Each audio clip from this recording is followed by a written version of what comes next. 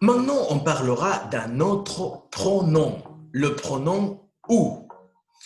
Ou, je vais l'utiliser pour parler du temps et pour parler d'un lieu. Voyons un exemple avec un circonstanciel de temps. Voici deux phrases. C'est en mars. On a commencé le confinement en mars.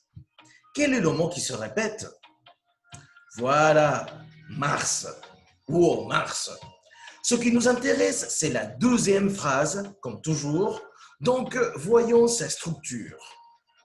On, sujet, a commencé, verbe, le confinement, complément d'objet direct, en mars, complément circonstanciel de temps.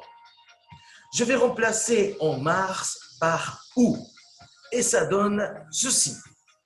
C'est en mars où on a commencé le confinement. Voyez, je mets en mars et après je mets où. Remarquez bien le changement dans la phrase.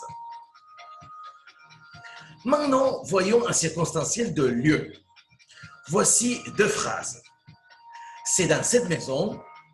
On a créé cette invention dans cette maison. Quel est le mot qui se répète? Voilà, maison.